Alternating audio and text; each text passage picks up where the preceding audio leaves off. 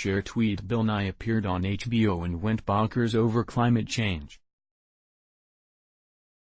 In a profanity-laced rant, the so-called expert took umbrage with Americans who aren't freaking out by the leftist claim the world is in utter meltdown mode. "The planet is on f***ing fire," yelled Nye, and that's when he was the one who got torched.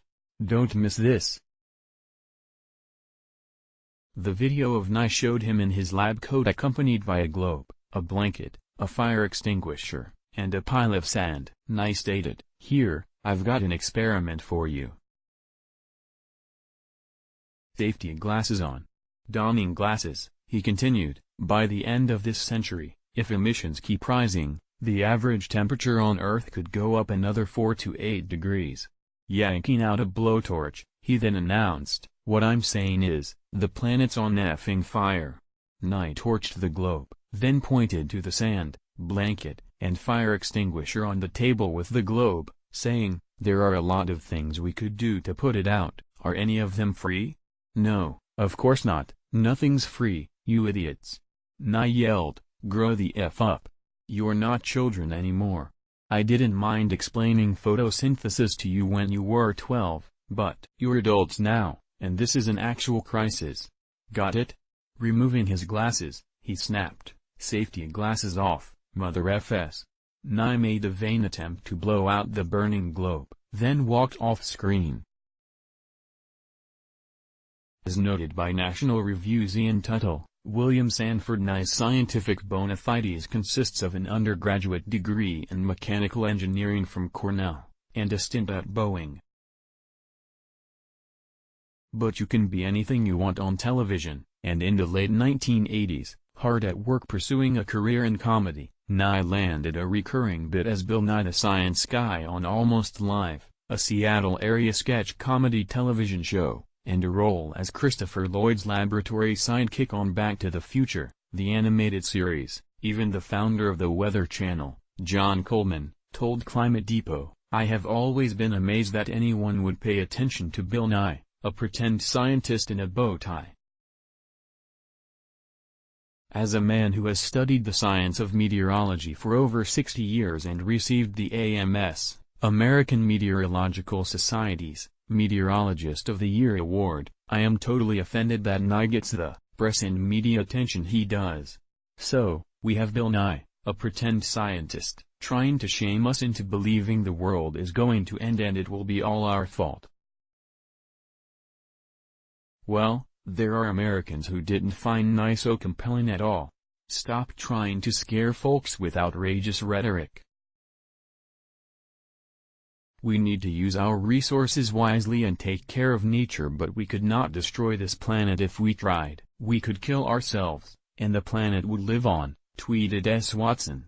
Geez Bill, here in Michigan we have been way below average temps for months. For one would like a little global warming, tweeted Twitter user Trish. It's time to realize Bill Nye's pants are on f***ing fire. He's #not a scientist. Bill Nye is to a scientist, as Brian Stelter is to a journalist. As Crowder at Ben Shapiro, tweeted Twitter user Spasmobot. Leave it to HBO to attempt to shame Americans into being duped by some fake science guy. Bill Nye isn't the real scientist, and climate change is not settled science. There are a good number of real scientists who do not go along with this global warming hypothesis, and they chalk up weather patterns to something that are always changing. Many scientists claim weather is based on the large Pacific Ocean, and these patterns we see have happened in the past. It's called Pacific Decadal Oscillation, and it is settled science. The truth is global warming, now called climate change after the leftists noticed the world wasn't really getting warmer, was an idea by Democratic politicians, like Al Gore, as a way to scam people out of money. They believed if they could dupe the crazy environmental zealots into believing the world was heating up and the polar ice caps were melting, then they could mandate countries and large corporations to pay for producing carbon dioxide, which they claim causes global warming. Whereas big corporations and first-world countries couldn't afford to stop producing carbon dioxide at their factories, etc., then they would pay a carbon tax. Now, they are going to make citizens pay carbon taxes. They already do in parts of Canada. The popularity of carbon taxes on the Green left is understandable, if naive. Imposing a tax on the consumption of anything predictably reduces the quantity of the taxed thing that people are willing to consume. The trouble is that no one knows who will bear the burden of a carbon tax, what economists call tax incidence, reported The Hill. This is a leftist ruse.